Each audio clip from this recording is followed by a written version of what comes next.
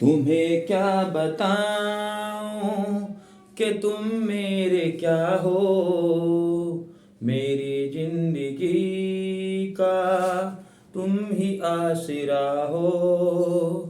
मैं आशा की लड़ियां न रह रह पिरोती, अगर तुम न होते, अगर तुम न होते, मुझे और जीने की चाहत न होती, अगर तुम न होते, अगर तुम न होते।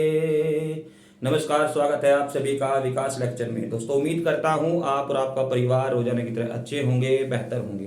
फिलहाल दोस्तों, आज की वीडियो में हम बात करेंगे कृषि रसायन विज्ञान की जो इंटरमीडिएट का दोस्तों 2022 का एग्जाम आपका जो है कुछ ही समय में आपको देखने को मिलने वाला है। तो इसी को लेकर दोस्तों मैं आज आया हूं आपके लिए, कुछ ट्रेंडिंग क्वेश्चन लेकर आया हूं दोस्तों। इसी की यहाँ पर आज जो है बातचीत करेंगे, ठीक है। तो मैं आपको कुछ महत्वपूर्ण टिप्स भी बताऊंगा कि आपको एग्जाम में जो है किस तरह से अपने क्वेश्चन को खाड़ना है, कैसे उसको हल करना है और कैसे जो है अपना स्कोर दोस्तों बहुत अच्छे से क्लियर करना है।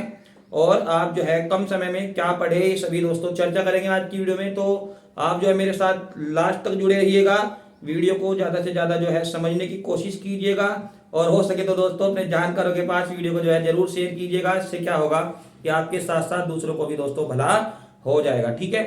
तो स्टार्टिंग में दोस्तों मैं बात करूंगा जो भी हमारे चैप्टर वाइज इंपोर्टेंट क्वेश्चन बन रहे हैं यहाँ पर, ठीक है, उसी को लेकर दो जो है कुछ बातचीत होंगी आपसे। तो फिलहाल दोस्तों मेरे पास है यहाँ पर एग्रीकल्चर का एक फ्यूचर प्राइज का एक मॉडल है और मैं चैप्टर वाइज जो है हर इंपोर्टेंट चीजें आपको बताऊंगा। जो आपने ना भी पढ़ी हो तो आप एक बार प्लीज इसको पढ़ लीजिएगा दोस्तों, क्योंकि यहाँ पर 30% कम भी कोर्स हुआ है। और इसी को लेकर दोस्तों हम यहाँ पर जो है कुछ इंपोर्टेंट पॉइंट्स आपको बताएंगे कि जो एग्जाम में जो है आपको जरूर लिखे मिलेंगे। तो मैं बिल्कुल भी देर नहीं करूंगा वीडियो में।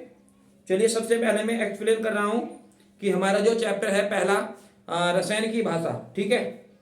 अगर आपके पास इस तरह का मॉडल हो फ्यूचर ब्राइट, तो अपने हाथ में जो है शिद्दत के साथ एक मॉडल लेकर बैठ जाइएगा। और मैं आपको दोस्तों ये भी बताऊंगा कि अगर ये क्वेश्चन नहीं आ रहा है एग्जाम में तो आपको इसकी जगह किस टाइप का क्वेश्चन दोस्तों देखने को मिल सकता है, ये सभी बातें होंगी। तो फिलहाल आप अपने हाथ में एक कॉपी और पेन लेकर बैठ जाइएगा, या फिर अगर आपके पास मॉडल वगैरह है तो उसको लेकर बैठ जाइएगा, ठीक है। तो समझते हैं, पहला पार्ट है हमारा रसायन की भाषा, ठीक है, लैंग्वेज ऑफ केमिस्ट्री। दोस्तों इस चैप्टर में आपको जो देखने को मिलेगा, एक तो दोस्तों आपको देखने को मिलेगा इसमें किसी चीज का सूत्र, ठीक है, किसी का रासायनिक सूत्र देखने को मिलेगा। कैसा होगा वो मैं आपको बता रहा हूं। देखो ऐसा आपको एक क्वेश्चन देखने के लिए मिल सकता है दोस्तों, जैसे ये दे रखा है कि एक धातु के सल्फेट का सूत्र M2SO4 थ्राइस, ठीक है, M2SO4 थ्राइस है। इसी धातु के फास्फेट का सूत्र क्या होगा दोस्तों, ठीक है, इसी धातु के फास्फेट का सूत्र क्या होगा। तो फिलहाल दोस्तों राइट आंसर जो होता है इसका MPO4 होता है। दरअसल बात यह है दोस्तों कि जो हमारा फास्फोरस है वो एक तरह से क्या है दोस्तों, वो अधातु है ना। फास्फोरस नाइट्रोजन परिवार का है और ये दोस्तों अधातु है ना। और यहाँ पर एक धातु के सल्फेट का सूत्र दोस्तों दिया है M2SO4 थ्राइस। दरअसल ये मामला जो है ना संयोजकता से रिलेट करता है, क्योंकि आप सभी को पता है कि फास्फोरस की संयोजकता परिवर्तनीय होती है, दो तरह की होती है। कितनी होती है, एक तो 3 होती है और एक दोस्तों 4 भी होती है। तो उसी के अकॉर्डिंग दोस्तों आपका जो फॉर्मूला बैठता है यहाँ पर वो ऐसे बैठता है, ठीक है। तो फिलहाल जो है फास्फेट का सूत्र दोस्तों MPO4 इस तरह से आपका हो जाएगा, क्योंकि संयोजकता से रिलेट करता है। तो प्लीज दोस्तों आप इस तरह का क्वेश्चन जरूर पढ़ के जाइएगा। पहले पार्ट में से आपको इस तरह का क्वेश्चन एग्जाम में देखने को मिलेगा, ठीक है। फिलहाल मेरे हिसाब से यहाँ पर और कोई इंपोर्टेंट क्वेश्चन दोस्तों नहीं बन रहा है। इसके बाद बात करते हैं हम अगले पार्ट की, भौतिक एवं रासायनिक परिवर्तन, ठीक है, फिजिकल और केमिकल चेंज। दोस्तों इस पार्ट में से आपको ऐसा मिल सकता है जैसे आपसे कोई पूछ ले कि मोम का पिघलना या फिर मोमबत्ती का जलना किस तरह का परिवर्तन है। ऑब्जेक्टिव क्वेश्चन में आपको ऐसा देखने के लिए मिल सकता है कि मोमबत्ती का पिघलना या फिर मोम का पिघलना। दोस्तों अगर हम मोम के पिघलने की बात करें तो ये फिजिकल चेंज होता है, ठीक है। अगर हम मोम के पिघलने की यहाँ पर बात करें तो भौतिक परिवर्तन होता है, और अगर हम मोमबत्ती के जलने की बात करें तो दोस्तों ये रासायनिक परिवर्तन होता है। मैं आपकी जानकारी के लिए बता दूं, जो आपका फिजिकल चेंज होता है ना, सही है, फिजिकल चेंज यानी कि जो भौतिक परिवर्तन होता है दोस्तों वो ऐसा होता है कि जब तक आप कोई काम करते रहोगे ना बाहर से तो परिवर्तन देखने को मिलेगा। जैसे आपके हाथ में मोबाइल है, अभी आप बीच का जो है कट का बटन दबाइएगा तो कट जाएगा वीडियो, और अगर आप इसको फिर से प्ले करना चाहो तो कर सकते हो। अब ये क्या हुआ, भौतिक परिवर्तन। इनके ऐसे परिवर्तन जो कुछ ही समय के लिए होते हैं और फिर चाहे तो आप उसको पहले वाली कंडीशन में दोस्तों ला सकते हैं, तो होता है भौतिक परिवर्तन। जैसे मेरे हाथ में ये मार्कर है, देखो मैंने इसको बंद कर दिया फिर खोल दिया, बंद कर दिया फिर खोल दिया, क्या है, ये भौतिक परिवर्तन होता है।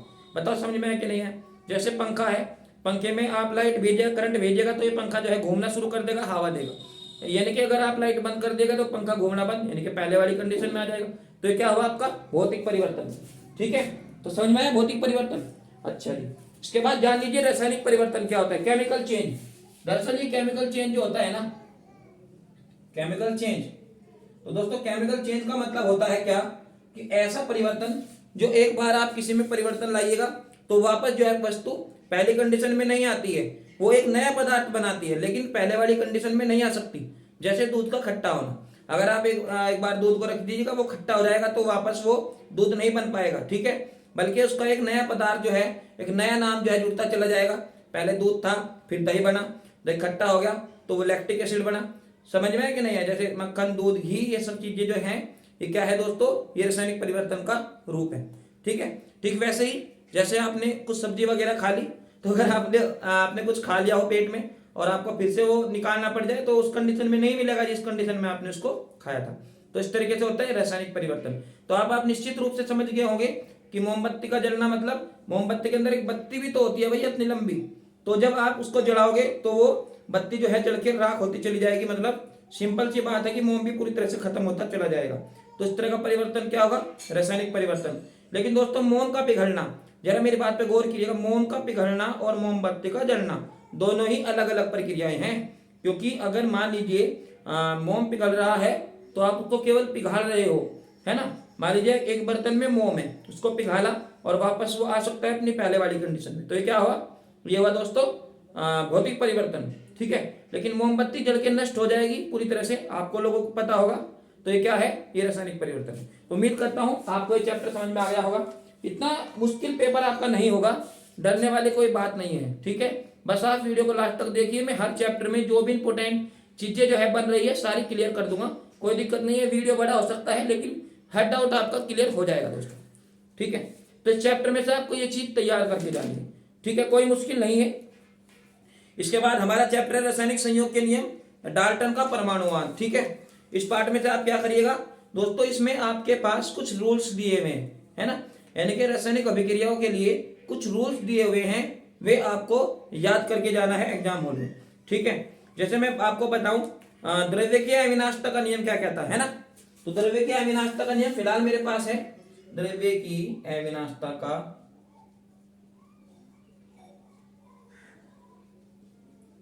नियम। सही है, दरअसल आप समझने की कोशिश कीजिएगा। द्रव्य मीन्स मैटर, यानी कि आपके पास एक पदार्थ है। अविनाशता का मतलब जिसको आप खत्म नहीं कर सकते हो। ठीक है, मतलब दुनिया में से किसी भी पदार्थ को पूरी तरह से खत्म नहीं किया जा सकता है। अब आप ये सोच लेंगे कि ऐसा तो क्या हो ही नहीं सकता, भैया हो सकता है। क्योंकि दोस्तों आप पदार्थ को तो खत्म कर सकते हो लेकिन ऊर्जा को खत्म नहीं कर सकते हो, यानी कि उसकी ऊर्जा किसी दूसरी ऊर्जा में ट्रांसफर हो जाएगी। ठीक है, इसका मतलब ये हुआ कि किसी भी पदार्थ को दुनिया में पूरी तरह से खत्म नहीं किया जा सकता और नहीं उसको उत्पन्न किया जा सकता है, बल्कि एक रूप से दूसरे रूप में उसको चेंज किया जा सकता है, बदला जा सकता है। तो ये कहलाता है हमारा द्रव्य की अविनाशता का नियम। ठीक है, इसके बाद दोस्तों हमारा यहाँ पर है गुणित अनुपात का नियम, उसमें गुणा का प्रोसेस होता है।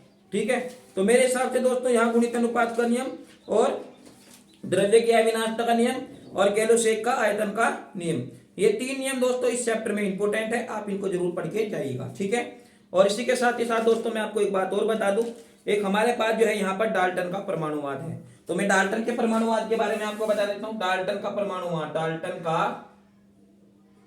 परमाणुवाद। ठीक है, अभी डाल्टन का परमाणुवाद क्या होता है, डाल्टन के अनुसार जो परमाणु होता है ना वो अविभाज्य कण है। मतलब डाल्टन ने हमें दोस्तों परमाणु के बारे में बताया कि दुनिया में परमाणु से छोटा कोई होता ही नहीं है, मतलब परमाणु ही सबसे छोटा है। मैं केवल डाल्टन की बात कर रहा हूं, कभी आप दिमाग पे लेके बैठ जाओ कि भैया इसमें तो इलेक्ट्रॉन भी होता है, प्रोटॉन भी होता है, न्यूट्रॉन भी होता है, पॉजिट्रॉन, मतलब दुनिया भर के कण होते हैं। ये वर्तमान टाइम की बात है, लेकिन मैं डाल्टन के टाइम की बात कर रहा हूँ। डाल्टन के टाइम में केवल परमाणु ही सबसे छोटा कण होता था जिसको अन्य कणों में विभाजित नहीं किया जा सकता था, और यही रासायनिक अभिक्रियाओं में भाग लेता था। तो डाल्टन का परमाणुवाद है। ठीक है, तो समझ में आ गया होगा आपकी। अच्छा, इसके बाद दोस्तों हमारे पास है गैसों के नियम। यहाँ बायर का नियम है ना, और चार्ल्स का नियम आप पढ़ के जाइएगा। ठीक है, इस पर आधारित दोस्तों आपको सवाल भी एक मिल सकता है। ठीक है, इस पर आधारित आपको एक सवाल मिल सकता है। और ग्राम का विसरण नियम, ग्राम का विसरण नियम। ठीक है, यहां दोस्तों आपको एक चीज मिल सकती है एग्जाम में कि अणुभारों का अनुपात इतना है तो उससे घनत्व का अनुपात बताइए, है ना, इस तरह का, या विसरण गतियों का अनुपात बताइए। निश्चित रूप से मिलेगा, नोट कर लीजिएगा। ठीक है, बस आपको ये 3 चीज इस पार्ट में करनी है। इसके बाद दोस्तों हमारे पास पार्ट नंबर 5 है, अणुभार को लेकर है दोस्तों। यहां से आपको एक न्यूमेरिकल्स मिल सकता है, जैसे वाष्पशील पदार्थ के लिए अणुभार का जो फॉर्मूला होता है 2 गुणा वाष्प घनत्व। तो इस तरह का क्वेश्चन आप जो है तैयार करके जाइएगा। ठीक है, बस इस पार्ट में से भी केवल आपको एक ही चीज याद करनी है। ठीक है, कुछ बच्चे तो ये सोच रहे होंगे कि हर पार्ट में मैं आपको एक चीज बता रहा हूँ, है। दरअसल दोस्तों अगर आप लोग सारा याद करोगे तो फिर वीडियो देखने का फायदा ही क्या होगा आपको, ये बताओ, है ना। तो इसलिए मैं आपको वो चीज बता रहा हूँ जो वास्तव में इंपॉर्टेंट है और एग्जाम में आपको जरूर देखने को मिलती है। ठीक है, नहीं कोई पार्ट कितना ही बड़ा हो इस बात से फर्क नहीं पड़ता, बस इस बात से फर्क पड़ता है कि इस चैप्टर में हमारे लिए सबसे ज्यादा इंपॉर्टेंट क्या चीज है, क्या हमें यहाँ पर दोस्तों तैयार करना है। ठीक है ना, तो चलिए अगला पार्ट है हमारा चैप्टर नंबर 6, तुल्यांकीय भार। ठीक है, इस पार्ट में से आपको निश्चित रूप से एक सवाल मिलेगा। ठीक है, सवाल क्या होगा दोस्तों, तुल्यांकीय भार ज्ञात कीजिए। ठीक है, क्या मिलेगा, तुल्यांकीय भार ज्ञात कीजिए। ठीक है, तो मेरे हिसाब से दोस्तों यहां पर जो है आप एक तो H2SO4 का निकालिएगा और 3COOH का निकालिएगा, मतलब एसिटिक एसिड का और सल्फ्यूरिक एसिड का आप जो है यहाँ पर तुल्यांकीय भार ज्ञात करना जरूर सीखिएगा। और ये एग्जाम में दोस्तों आपका आएगा। परमाणु भार बटे क्षारकता या अम्लता, यही है ना, परमाणु भार बटे क्षारकता या अम्लता, जो भी है अणुभार परमाणु भार, समझ में आए ना बात आप। तो यहाँ पर रखिएगा, उसको उसकी क्षारकता से भाग दीजिएगा। ठीक है, तो इतना समझ में आ गया। तो इस चैप्टर में केवल यही आपको तैयार करना है। यहाँ पर देखो 2 क्वेश्चन दिए हुए हैं, एक तो सिरके का दिया हुआ है और भैया ऑक्जेलिक अम्ल का दिया हुआ है और सल्फ्यूरिक अम्ल का दिया हुआ है। उम्मीद करिए इन्हीं में से आपका लग जाएगा। ठीक है, लेकिन लगेगा जरूर, ये फिक्स है। अच्छा, इसके बाद दोस्तों हमारे पास है चैप्टर नंबर 7, परमाणु भार। ठीक है, अब ये परमाणु भार में भी आपका एक क्वेश्चन दोस्तों लगता है, तो तुल्यांकीय भार बराबर परमाणु भार बटे संयोजकता। इस सूत्र से दोस्तों आपको एक बहुविकल्पीय प्रश्न में जो है आ सकता है, तो आप निश्चित रूप से इसको पढ़िएगा। ठीक है, तो तुल्यांकीय भार, परमाणु भार और संयोजकता में संबंध, बस इस पार्ट में केवल इतना ही आपको दोस्तों याद करना है। ठीक है, इसके बाद चलते हैं, हमारा अगला चैप्टर है चैप्टर नंबर 8। उम्मीद करता हूं कि आप लोग साथ के साथ देख रहे हो। ठीक है, आप साथ के साथ इसको जो है निशान लगाते चलिएगा, कोई दिक्कत नहीं है। संयोजकता का इलेक्ट्रॉनिक सिद्धांत, इस पार्ट में से आपको क्या याद करना है वो समझिएगा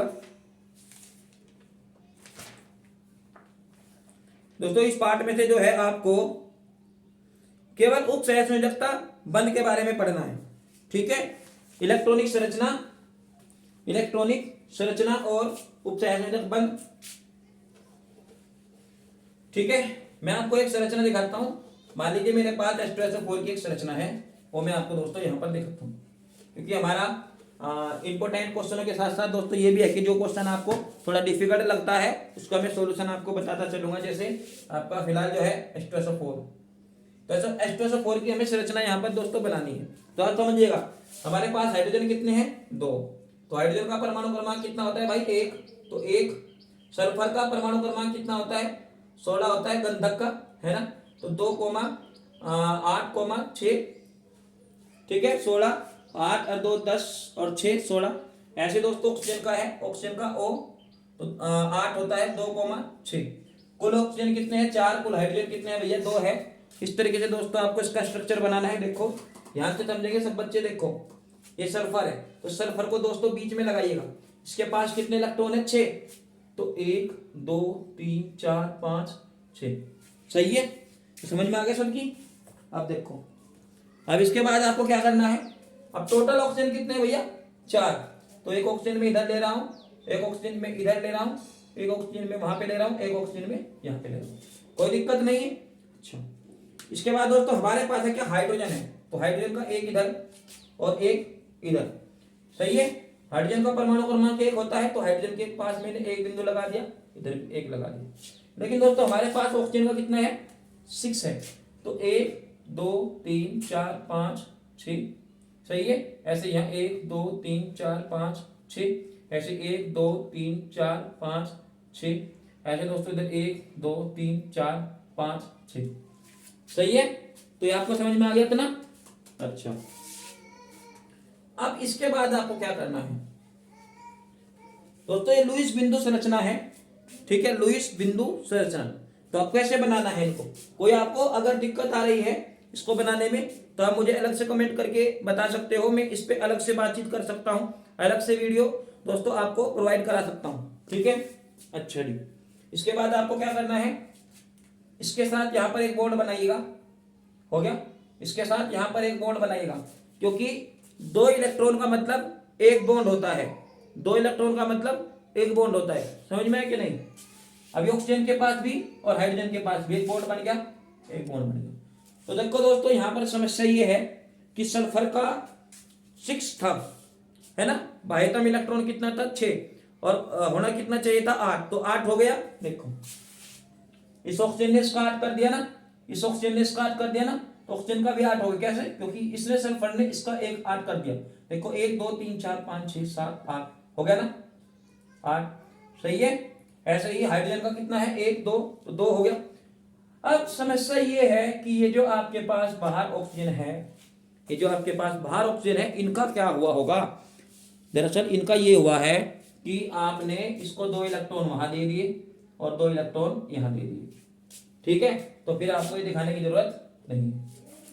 बताओ बात समझ में नहीं है क्या। इस तरह से आप जो है उखाड़ सकते हो अपने इस क्वेश्चन को, ठीक है। इसका स्क्रीनशॉट ले लो अगर लेना चाह रहे हो तो, फिर मैं इसको एक्सप्लेन जो है रख कर देता हूं, लो। अच्छा जी, तो इस पार्ट में से आपको समझ में आ गया होगा दोस्तों। चलते हैं, अगला पार्ट है हमारा आयननवाद, ठीक है।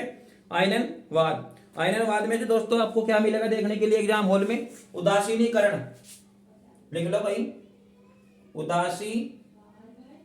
उदासीनीकरण, ठीक है। और एक मिल सकता है आपको यहां पर परमाणु आयन,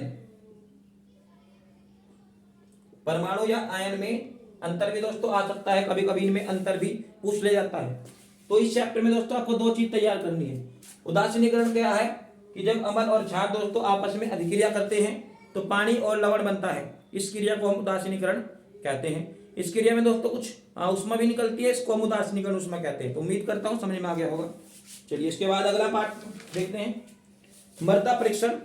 दोस्तों यहां से पीएच मान के ऊपर जो है आपको एक क्वेश्चन देखने के लिए मिलेगा, पीएच मान, ठीक है, पीएच मान, पीएच वैल्यू। और दोस्तों P फॉर प्रेशर और H फॉर हाइड्रोजन, सही है, P फॉर प्रेशर और H फॉर हाइड्रोजन। तो फिलहाल अगर मैं इसके फॉर्मूले की बात करूं तो pH बराबर माइनस के लो, और दोस्तों HIN ये होता है क्या मेरे पास, पीएच मान का फॉर्मूला होता है। कोई दिक्कत नहीं है, अगर दिक्कत हो तो आप मुझे कमेंट करके बता दीजिए, मैं अलग से वीडियो जो है आपको प्रोवाइड करा दूंगा। और एक चीज और है दोस्तों, आपको यहाँ पर एक क्वेश्चन ये भी मिल सकता है कि अगर मान लीजिए किसी का पीएच मान 1 है तो अम्ल है, 2 3 4 5 6 तक अम्ल, 7वां क्या होगा, उदासीन, 8 9 10 11 14 तक इस तरीके से क्या होगा दोस्तों, क्षारीय होगा। ध्यान रखिए, तो इस पार्ट में से केवल यही आपको जो है तैयार करके जाना है अपने एग्जाम हॉल में, ठीक है। अच्छा, इसके बाद बात करते हैं अगले चैप्टर की, और हमारा अगला चैप्टर है तत्वों का आवर्ती गुण, तत्वों का आवर्ती गुण। यहाँ दोस्तों आपको मेरे हिसाब से जो याद करके जाना चाहिए, एक तो दोस्तों विद्युत ऋणात्मकता, लिख लो कहीं, विद्युत ऋणात्मकता हो गया, विद्युत ऋणात्मकता, और एक विकर्ण संबंध के बारे में आप पढ़ के जाइएगा, सही है, विकर्ण संबंध।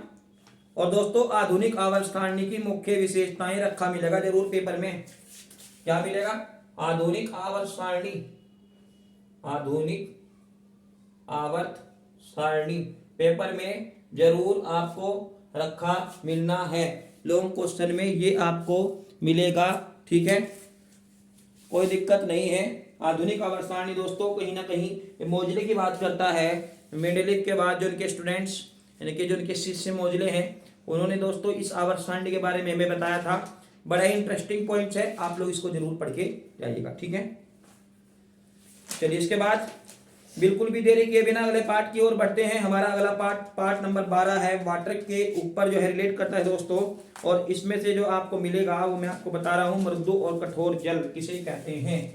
मृदु जल, कठोर जल, ठीक है। अच्छा चलो एक बात बताओ, पीने के लिए कौन सा पानी बढ़िया है, मृदु या कठोर? मुझे कमेंट करके बताना आप लोग, ठीक है। आप घर में कौन सा पानी पीते हो, कठोर या मृदु, मुझे जरूर बताइएगा, ठीक है। इनमें कभी कभार अंतर भी पूछ लिया जाता है, जल की कठोरता को दूर करने के उपाय भी पूछ लिए जाते हैं, जैसे गर्म करना है ना, तो छानना वगैरह ये भी आ जाता है। इसके बाद दोस्तों चैप्टर नंबर 13 है नाइट्रोजन और इसके यौगिक की यहाँ पर बात होती है क्या। तो इसमें आपको देखने के लिए मिलेगा एग्जाम में आपको दोस्तों यहाँ से जो है एक क्वेश्चन बड़ा ही इंटरेस्टेड है, क्या अमोनिया, अमोनिया का निर्माण, अमोनिया का निर्माण, ठीक है। मेरी प्लेलिस्ट में दोस्तों अमोनिया के निर्माण की मैंने पूरी प्रिपरेशन जो है आपको बहुत अच्छे से डायग्राम के साथ बनाकर दिखाया हुआ है। मैं आपको फिलहाल यहाँ पर जो है वर्णन करके नहीं बता सकता हूँ, लेकिन अगर आपको इसके बारे में मेरे द्वारा ज़्यादा डिटेल जाननी है तो मुझे बता सकते हो, मैं लिंक आपको दे दूंगा, ठीक है। तो अमोनिया का निर्माण, इसके रासायनिक गुण, इसकी क्लोरीन के साथ अभिक्रिया पेपर में जरूर मिलेगा, ठीक है। अच्छा,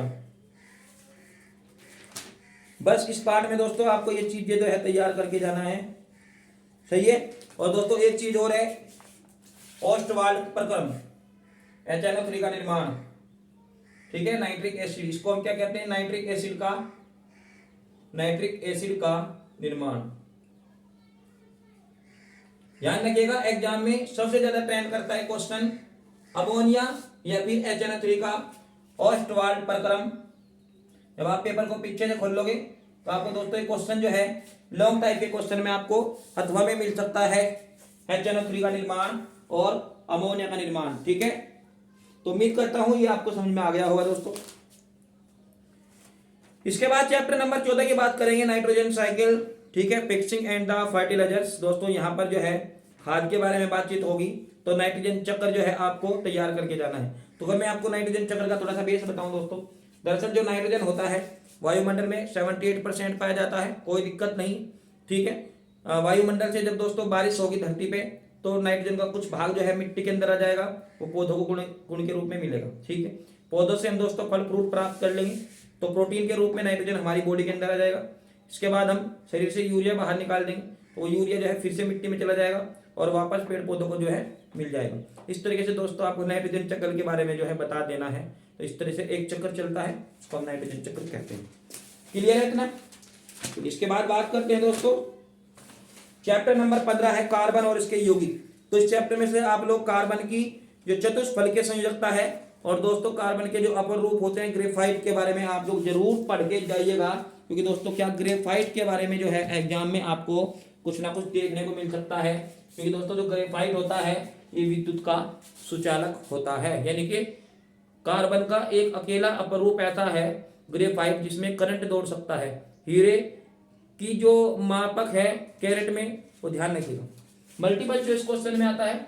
और दोस्तों जो हीरा होता है वो कहीं ना कहीं 24 कैरेट का होता है। कितना? 24 कैरेट का होता है, ठीक है। तो समझ में आ गया होगा आपकी।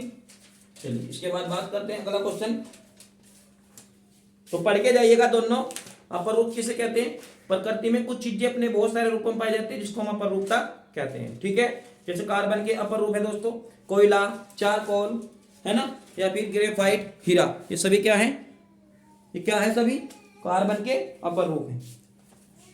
इसके बाद चैप्टर नंबर 16 फास्फोरस और इसके यौगिक, ठीक है, फास्फोरस और इसके यौगिक। तो यहां से आपको क्या होता है जब वाली रिएक्शन में फास्फीन के बारे में जो है पूछा जाएगा। फास्फीन कैसे प्राप्त करेंगे? फास्फीन pH3 होता है फास्फीन, ठीक है। ध्यान रखिएगा रासायनिक गुण इसका आएगा जरूर। और यहाँ से जो सबसे आसान क्वेश्चन बनेगा वो दोस्तों आपका बनेगा सफेद फास्फोरस और लाल फास्फोरस। ठीक है, सफेद फास्फोरस कैसा होता है, लहसुन जैसी गंध होती है सफेद फास्फोरस में, और दोस्तों जो लाल फास्फोरस होता है उसमें किसी प्रकार की कोई गंध नहीं होती है। ठीक है, पढ़ के जाइए, एकदम रसमलाई की तरह आसान है, बस आप इसको बहुत अच्छे से स्टोरी की तरह याद कर सकते हैं, कोई दिक्कत नहीं है। ठीक है, इसके बाद बात करते हैं हम, अगला चैप्टर है हमारा सोडियम एंड पोटेशियम। सही है, सोडियम एंड पोटेशियम। दोस्तों यहां से आपको जो मेरे हिसाब से तैयार करना है इस चैप्टर में, केवल रासायनिक गुण देख लेना है, जैसे खाने के सोडे का रासायनिक गुण। ठीक है, खाने का सोडा मीन्स बेकिंग सोडा, मतलब सोडियम बाइकार्बोनेट। सोडियम बाइकार्बोनेट को जब गर्म करते हैं तो क्या होता है, इस तरह से एग्जाम में आपको मिल सकता है। इस पार्ट में और अलग से कुछ भी नहीं है। सही है, चैप्टर नंबर 18 खोल लीजिए, कैल्शियम है।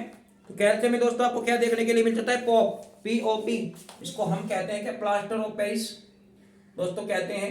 और ये कहीं ना कहीं दोस्तों calcium sulphate CH4 into half H2 की बात करता है। और अगर हम इसके निर्माण की बात करें कैसे बनता है भैया, जिप्सम को 150 या लगभग 130 डिग्री सेल्सियस पर गर्म करिएगा तो आपको प्लास्टर ऑफ पेरिस मिल जाएगा। जो अच्छा ये होता क्या है, जो हाथ पे मतलब हड्डी वड्डी टूट जाती है ना और प्लास्टर चढ़ जाता है हाथ पे, एकदम डिजाइन की तरह ऐसे इनके हाथ में प्लास्टर चढ़ जाता है, इस तरीके से डॉक्टर मोड़ देता है ना हाथ को, तो यही होता है पॉप, प्लास्टर ऑफ पेरिस। इसका सूत्र एग्जाम में सीधा सीधा पूछ लिया जाता है, क्या होता है, कैल्शियम सल्फेट, कैल्शियम सल्फेट अर्ध हाइड्रेट। सही है, तो एग्जाम में आ जाता है क्वेश्चन। सही है, इसको बनाने की विधि भी एग्जाम में कई बार पूछी जाती है। अच्छा, इसका यूज क्या है, डॉक्टर लोग इसको जब किसी की हड्डी टूट जाती है, फ्रैक्चर आ जाता है, तो हड्डी को सेट करने के लिए इसी का यूज करते हैं, कोई दिक्कत नहीं है। जब इसमें पानी मिलाया जाता है ना तो जमकर कठोर हो जाता है, फिर चाकू से काटना पड़ता है, ये हिलता ही नहीं। ठीक है, अच्छा, सुपर फास्फेट का कृषि में क्या यूज है दोस्तों, आप जरूर पढ़ के जाइए। उसके बाद बात करेंगे लोहा एल्यूमिनियम। ठीक है, लोहा और एल्यूमिनियम। दोस्तों यहां से आपको क्या करना है जरा समझिएगा, यहां से आपको कुछ नहीं करना, केवल लोहे के 2 अयस्कों के नाम और उनके रासायनिक नाम याद करके जाना है। ठीक है, अयस्कों के नाम, रासायनिक नाम और उनके सूत्र भी आप लोगों को जो है देख कर जाना है, और कुछ नहीं है इस पार्ट में।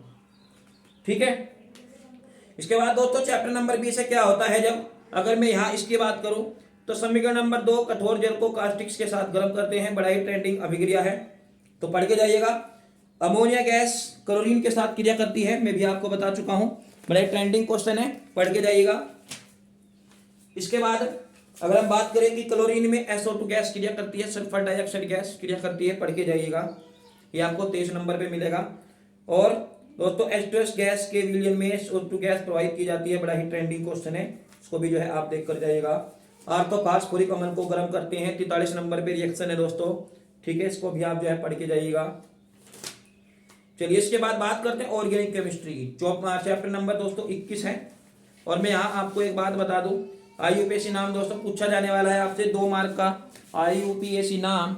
और अगर हम IUPAC नाम की दोस्तों यहाँ पर बात करें तो भैया आपको क्या याद करना है, आप याद करके जाइएगा दोस्तों, कार्बोक्सिलिक अम्ल, कार्बोक्सिलिक एसिड, मतलब single one COOH, single one COOH ध्यान रखिएगा, या फिर एल्डिहाइड। सही है, एल्डिहाइड, एल्डिहाइड सही है, क्या होता है, सिंगल वन CHO। या फिर दोस्तों कीटोन, कीटोन्स क्या होता है, एक तरफ आपका इधर भी कार्बन और बीच में डबल बंद O, समझ में है कि नहीं है, ये क्या हो जाएगा आपका, ये हो जाएगा कीटोन ग्रुप। ध्यान रखिएगा, IUPAC नाम दोस्तों आपका इन्हीं में से ही जो है रखा हुआ मिलेगा एग्जाम हॉल में, केवल मैं यहाँ पर 3 की बात कर रहा हूं। लेकिन अगर आपका पेपर बहुत सिंपल छपता है, बहुत आसान छपता है क्या, तो आपको एल्कोहल के बारे में भी, जिसको आप सिंपल क्या कहते हो, एल्कोहल, एल्कोहल, तो एल्कोहल के बारे में दोस्तों सिंगल वन OH ये भी देखने को मिल सकता है।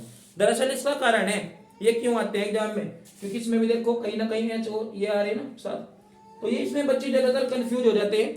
लेकिन आपको परेशान होने की कोई बात नहीं है, अगर आप IUPAC नाम सीखना चाहते हो, मेरे दुनिया भर का वीडियो बनाया हुआ है मैंने IUPAC नाम से रिलेट करने वाले, तो आप वहां पर जाकर देख सकते हो। अगर आपको लिंक नहीं मिल रहा है तो आप मुझे कमेंट करके बता सकते हो, मैं आपको उसका लिंक दे दूंगा, फिर आप जो है बड़े ही मजे के साथ, ठीक है, IUPAC नाम लिखना सीख सकते हो। तो चैप्टर में फिलहाल दोस्तों ही आपको मिलेगा। चलिए इसके बाद बात करते हैं कि आपको यहाँ से जो है थ्योरी किस तरह की मिलेगी। कार्बन की चतुष्फलकीय संरचना। और कार्बन का जो बंध कोण होता है, कार्बन का जो बंध कोण होता है 109 डिग्री 28 मिनट की दोस्तों यहाँ पर बात होती है। कार्बन का जो बंध कोण होता है 109 डिग्री 28 मिनट। भले ही आपके मॉडल में हो ना हो, लेकिन मैं आपको बता रहा हूं, बड़ा ही अच्छा क्वेश्चन है। इसके बाद हम बात करेंगे यहां पर जो है दोस्तों सजातीय श्रेणी क्रियात्मक समूह, सजातीय श्रेणी क्रियात्मक समूह क्वेश्चन नंबर 3 में दे रखा है। क्रियात्मक समूह दोस्तों, क्रियात्मक समूह क्या होते हैं? क्रियात्मक समूह का मतलब होता है जो हमारा अभी मैंने दिखाया ना single one C double H, इसमें कौन है? कार्बोक्सिल का मतलब क्रियात्मक समूह है। तो ये होते हैं हमारे क्रियात्मक समूह, है ना, जिसके द्वारा हमें एक विशेष की पहचान हो जाती है कि भैया इसमें ये है। तो उम्मीद करता हूं ये समझ में आ गया होगा। फिर भी आपको किसी टॉपिक में कोई प्रॉब्लम्स आ रही है तो आप मुझे टॉपिक का नाम लिख के कमेंट कर सकते हो। मैं उसका वीडियो जो है आपको बहुत जल्द प्रोवाइड करा दूंगा, कोई दिक्कत नहीं है। क्योंकि दोस्तों हम फिलहाल इंपॉर्टेंट क्वेश्चन बता रहे हैं, तो ज्यादा एक्सप्लेन करेंगे तो वीडियो ज्यादा लंबा हो जाएगा, आप बोर हो जाएंगे, है ना। इसके बाद चैप्टर नंबर 22 है हाइड्रोकार्बन, समतृप्त और असंतृप्त हाइड्रोकार्बन में अंतर जो है आपको याद करना है। पेपर में आपको दोस्तों देखने को मिलेगा। इसके बाद है हमारा एथिलीन को बनाने की विधि। एथिलीन के बनाने की प्रयोगशाला विधि आपको जरूर तैयार करके जाना चाहिए, ठीक है। ठीक है, तो इसके बाद बात करेंगे दोस्तों चैप्टर नंबर 23 हमारे पास है एल्कोहल। तो आपको यहां से एथिल एल्कोहल के निर्माण की विधि, ठीक है, आपको पेपर में तैयार करके जाना है। और दोस्तों ग्लिसरॉल के उपयोग और सोरे से अल्कोहल को कैसे बनाएंगे, सोरे से अल्कोहल को कैसे बनाओगे, क्वेश्चन नंबर 1 है लघु त्रिपरसल का। सोरे से अल्कोहल कैसे बनाओगे, इंपोर्टेंट क्वेश्चन है। इसके बाद हमारे पास है एल्डिहाइड और कीटोन। दोस्तों यहां पर जो इंपोर्टेंट क्वेश्चन बना है फॉर्मेल्डिहाइड, यूरोट्रोपिन किसे कहते हैं भैया, ये एक मूत्र से संबंधित दवाइयां है। और ये कहीं ना कहीं दोस्तों फॉर्मेल्डिहाइड वाले चैप्टर में आपको मिल जाएगा। और इसके बाद चैप्टर नंबर 25 कार्बोक्सिलिक अम्ल। यहां आपको क्या मिलेगा, सिरका बनाने की औद्योगिक विधि, यानी कि एसिटिक अम्ल के निर्माण की औद्योगिक विधि। या फिर ये ऐसा आता है किण्वनन किसे कहते हैं, किण्वनन किसे कहते हैं। इसके आधार पर दोस्तों सिरका जो बनाने की विधि है उसका वर्णन कीजिएगा। चैप्टर नंबर 26 निकाल लीजिए, वसा, तेल और साबुन। दोस्तों यहां से आपको 2 क्वेश्चन मिलेगी। साबुनीकरण पर टिप्पणी लिखो, साबुनीकरण पर टिप्पणी, ठीक है बस। Chapter number 27 carbohydrate. यहां से आपको दोस्तों एक क्वेश्चन मिलने वाला है, लिख लीजिएगा, केवल एक क्वेश्चन। कार्बोहाइड्रेट किसे कहते हैं, ये कितने प्रकार के होते हैं, किसी एक का वर्णन कीजिए, ठीक है। कार्बोहाइड्रेट किसे कहते हैं दोस्तों, कार्बोहाइड्रेट का मतलब मैं आपको बता दूं, ज्यादा टेंशन वाली बात नहीं। कार्बोहाइड्रेट का मतलब होता है दोस्तों कार्बन, हाइड्रोजन और ऑक्सीजन, यानी कि जिसमें क्या हो, कार्बन और हाइड्रोजन और ऑक्सीजन का अनुपात CnH2O N। इसमें ये इस तरह से होता है हमारा कार्बोहाइड्रेट, यानी कि ऐसे कार्बनिक पदार्थ जिसमें कार्बन, हाइड्रोजन और ऑक्सीजन का ये अनुपात होता है, मतलब 1:2:1, ठीक है। तो उसको कहते हैं, ऐसे कार्बनिक पदार्थ को दोस्तों हम कार्बोहाइड्रेट कहते हैं। जैसे ग्लूकोज, फ्रक्टोज, सुक्रोज, लैक्टोज, है ना। तो पढ़िएगा, आसान है, कोई दिक्कत नहीं है, ठीक है। तो समझ में आ गया होगा। इसके बाद बात करेंगे दोस्तों चैप्टर नंबर 28 बेंजीन और फिनोल। आप ध्यान रखिएगा, इस चैप्टर में से दोस्तों आपको निश्चित रूप से जो मिलने वाला है क्या, फ्रीडल क्राफ्ट अभिक्रिया, फ्रीडल क्राफ्ट अभिक्रिया जरूर मिलेगा, आपको ध्यान रखिएगा, फ्रीडल क्राफ्ट अभिक्रिया, ठीक है, इस चैप्टर में से। अच्छा, इसी पार्ट में दोस्तों आपको एक चीज और मिल सकता है, बेंजीन के बनाने की प्रयोगशाला विधि। बेंजीन के बनाने की प्रयोगशाला विधि लिखिएगा, ठीक है। इसके बाद दोस्तों बेंजीन का क्लोरीनीकरण, नाइट्रीकरण और सल्फोनीकरण, ठीक है। अच्छा, नाइट्रीकरण, सल्फोनीकरण, अगर ये आपके समझ में नहीं आ रहे ना तो आप मुझे कमेंट करो, मैं आपको लिंक भेज दूंगा। बड़े ही आसान तरीके से जो है दोस्तों मैंने आपको इसका वीडियो बनाया हुआ है और आपको मैं इसका लिंक जो है भेज दूंगा। अगर आप चाहें तो मुझे जरूर बताइएगा, ठीक है। हैलोजनीकरण और नाइट्रीकरण वगैरह जो है आपका एग्जाम में जरूर आता है, तो मैं इसका लिंक जो है आपको दे दूंगा, ठीक है। तो तैयार करिएगा जरूर। अच्छा, इसके बाद दोस्तों हमारा फिनोल का एक समीकरण आएगा जरूर, ठीक है। तो इसके साथ ही साथ दोस्तों मैं आपको बता दूं फिनोल अम्लीय होता है, ये भी आ जाता है एग्जाम में कभी कभी कि फिनोल जो है अम्लीय क्यों होता है, फिनोल अम्ल क्यों होता है। तो कोई स्टूडेंट मुझे बता देता है फिनोल का अम्लीय गुण। एक्चुअली जो फिनोल का फॉर्मूला होता है ना ये दोस्तों, दरअसल बात ये है कि जब फिनोल हमारा NaOH के साथ यानी कि क्षारों के साथ क्रिया करता है ना, तो फिनोल क्षारों के साथ क्रिया करके हमें क्या देता है भाई, हमें देता है ये सोडियम फिनोक्साइड, मतलब एक लवण देता है और दोस्तों पानी में बनाता है। और ये गुण किसका है, एक अम्ल का है। तो इसलिए जो फिनोल होता है हमारा ये कहीं ना कहीं किसकी बात करता है, ये भैया बात करता है किसकी, ये आपकी अम्लीय गुण की बात करता है, ठीक है दोस्तों। तो ये है आपका ये चैप्टर कंप्लीट। और जो जो मैंने चीजें आपको बताई है समझ लीजिएगा, पेपर आप मिला सकते हो घर आके, आपको इन्हीं में से ही क्वेश्चन मिल जाएंगे दोस्तों, अलग से कुछ भी पढ़ने की जरूरत नहीं है, ठीक है। अच्छा, एक क्वेश्चन है हमारे पास, क्या होता है जब कार्बनिक पदार्थ के लिए क्या होता है जब, तो उसमें दोस्तों आपको क्या करना है, अभिक्रिया नंबर 5 है, एथिलीन गैस पोटेशियम पर मैग्नीट के क्षारीय घोल में प्रवाहित करते हैं। अभिक्रिया नंबर 5 है, निशान लगा लीजिएगा। और दोस्तों एक अभिक्रिया नंबर 2 है वुर्टज अभिक्रिया। चलिए अगला पेज है हमारा,